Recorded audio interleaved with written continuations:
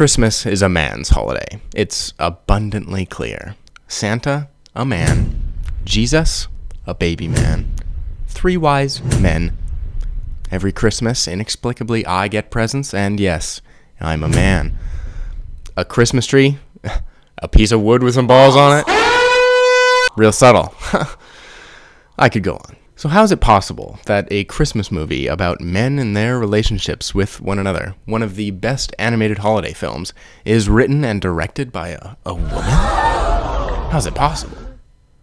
The answer, of course, is because it's written and directed by a woman. It's impossible. They used to say it was impossible to teach women to read. This video essay is going to be slightly conspiracy theory coded because I don't have a ton of evidence linking the rise of hypermasculine military imagery in popular culture to the British-American Sony Aardman CG animated family Christmas comedy from 2014 called Arthur Christmas. But hear me out, because I think I might be onto something. I think my thesis here can be summarized by this Letterboxd review of Red 1.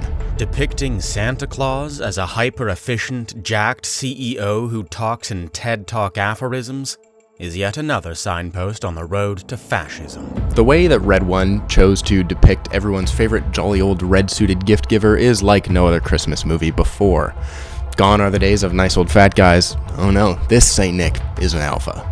He works out. He has a militarized security team, spearheaded by The Rock. Meet Callum Drift, commander of the ELF. He gets escorted across the skies by the American Air Force and has his own version of Guantanamo Bay where his security team tortures people for information. Okay, I don't know who it was, but I can figure out where they are. And yeah, that's just a small part of what makes Red 1 suck so much ass. I just am not convinced that this man is a benevolent, omnipresent lover of children all around the world. For some reason, I can't help but be worried he's going to yell at me for being off tempo. Now answer my question. Were you Holly? Or were you Jolly? When we finally get to see Santa do some clausing in this movie, it doesn't really feel like he enjoys this. I don't believe he's doing it for the children. It just feels like it's his leg day.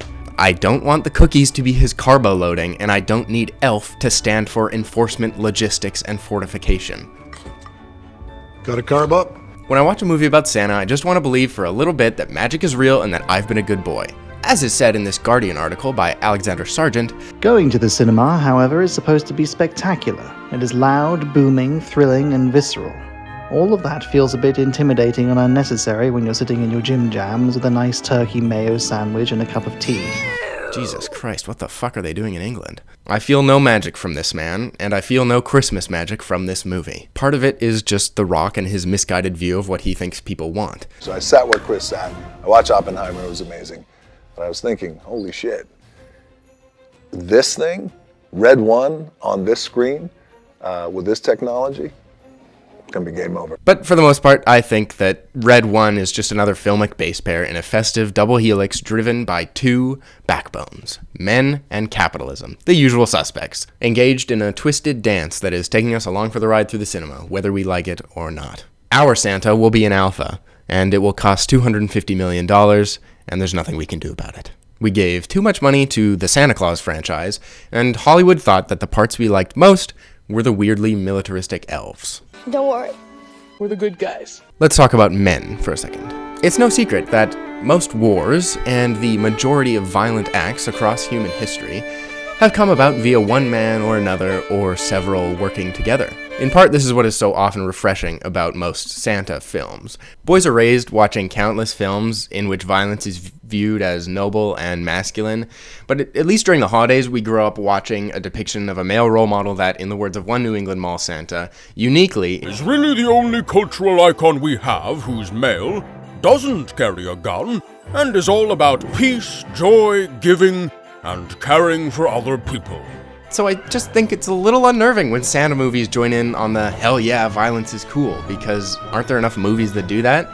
Violent Night and Fat Man are one thing, but those are for adults, and by God is Red 1 ever for children. So it's a little worrying to see Santa and his elf as hyperbuff tech bros when those sorts of people have already begun to control the cultural narrative. J.K. Simmons is closer here to a combination of Andrew Tate and Elon Musk than he is to jolly old Saint Nick. The alt-right pipeline is pervasive enough without it taking a U-bend through the North Pole. Santa and the Rock's modes of transport in this movie include a fighter jet Escort and a Chevrolet Silverado. I do not think the real Santa would want those vehicles. I think Santa would put people who drop bombs on the naughty list, and I do not think his presumed polar bear allies would appreciate the use of fossil fuels here. But no, goddammit, no, I didn't come here to talk about Red fucking One. Surely there must be a Christmas movie out there somewhere to combat all of this macho garbage that seems to be taking over cinemas. Surely it's not too much to ask for a wholesome family film that deconstructs toxic masculinity from multiple angles while still remaining entertaining, funny, and beautifully made overall, right? Right, because that movie is Arthur Christmas. It is not that I think that it's Hollywood's intention for us to do so, but I do think some interesting things can be gleaned when we take a look at some of our holiday favorites through the lens of gender dynamics. Plenty of Christmas classics have a father-son relationship on display somewhere, sometimes, oftentimes, the primary emotional backbone of the whole movie. The Santa Claus, Elf, I'll Be Home for Christmas, heck, even Rudolph is a story about a male who doesn't fit his father's ideals of masculinity, who joins up with two other male outcasts. I'm sure it'll stop as soon as he grows up, Santa. Well, let's hope so if he wants to make the sleigh team someday. And even in Home Alone, the gender politics at play show that Kevin's male role models are assholes or at best absentees, before Kevin himself encourages the healing of yet another father-son relationship. All this to say that I think Christmas movies are a unique area to explore masculinity in a cinematic context, that in a rare case does not require, like so many other masculine targeted genres, excess showings of harmful, violent stereotypes. And so, when Arthur Christmas director Sarah Smith matter-of-factly says, Santa's always going to be a man, let's face it. This is the first time the quiet part has been said out loud. Given the already existent potential for gender subtext in so many Christmas movies, what if we made one that addresses the topic head-on? Seems to be one of the questions that Sarah Smith and co-writer Peter Bainham ask in the making of the film. And I think it does an absolutely brilliant job in deconstructing several forms of male behavior, while also remaining just a genuinely great animated Christmas comedy for the whole family. I suppose I should make clear that a lot of this stuff is subtext that I'm gleaning from my own limited perspective. But like I always say, that's what makes film analysis so fun. So let's get into it. I'm gonna assume you've seen the film, but if you haven't, there are a few things to note. The basic premise for Arthur Christmas is that Santa is a title and a job passed down from father to son, and it's been going on for generations, since the original Saint Nick.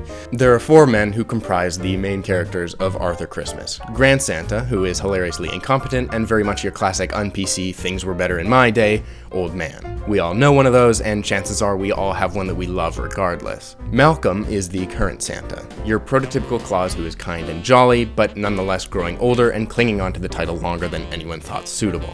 He's the current status quo, and no one really thinks he should be there, but against all his ineptitude, has somehow made it another year. Remind you of anyone? Germany!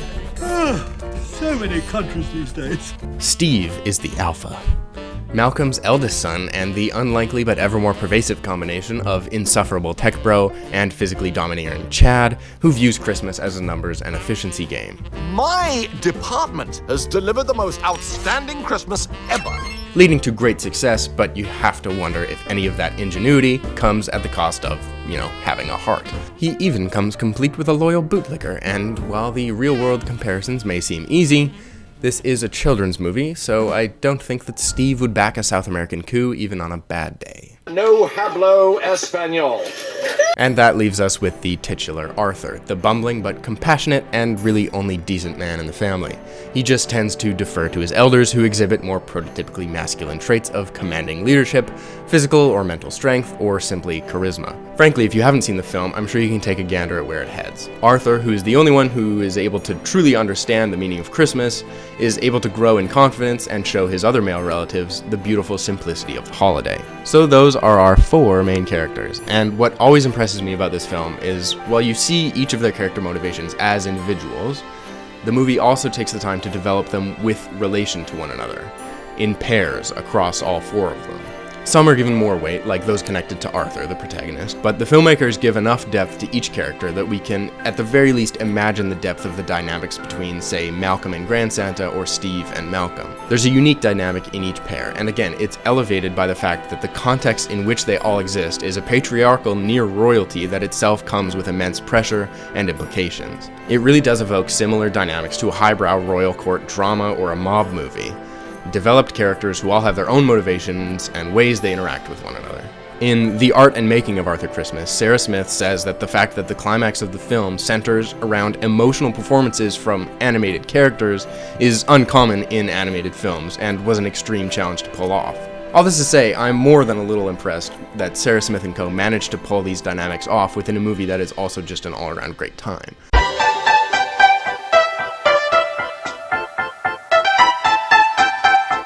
The female characters of Arthur Christmas are admittedly few and far between, but I don't think that the filmmakers were unaware. Like Smith's earlier matter-of-fact comment about Santa always being a man, I think they lean into it because there are clearly unique dynamics at play in this scenario. It also helps that the two main speaking females are just clearly the most competent people in the entire movie. They make an enormous point to say as much about Mrs. Claus, who they essentially just blatantly label the true alpha of the North Pole, and that's that. But behind the scenes, you feel that she's rather sort of the power behind the throne. Mrs. Santa, who is clearly the matriarch of the North Pole and is an incredibly sensible woman.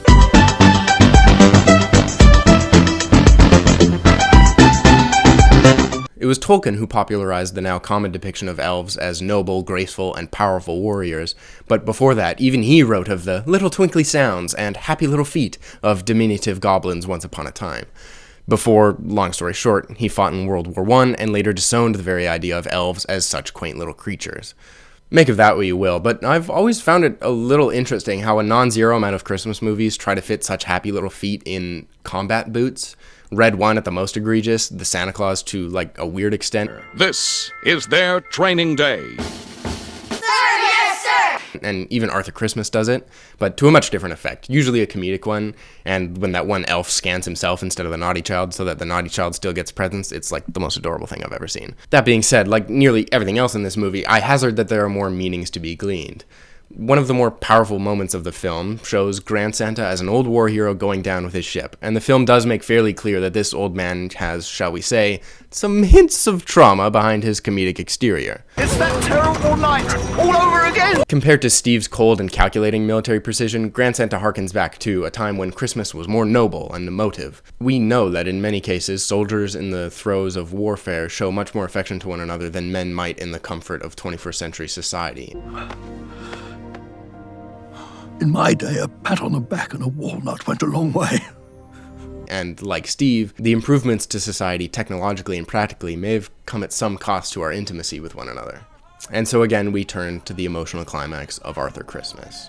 Each having gotten there in their own unique way with different merits and struggles arising along the way, four men are close, together for the first time since the film's opening, lit warmly, their entire stories on full display in their artfully animated expressions, as they learn the true meaning of Christmas from a little girl and those traits of their own that may have been laying dormant and unused due to the context of their arrangement, and they leave as better men. Don't tell the boy! We Clauses used to be the only men in the world who could fly, Arthur. I was 8. You're my dad! Every young heir to the pole gets took out by his father. Right back to Saint Nick. You're better men. Both of you. What an underrated and underappreciated movie. I wish I could have gotten the chance to see Arthur Christmas on a big theater screen. Arthur Christmas on this screen? Game over.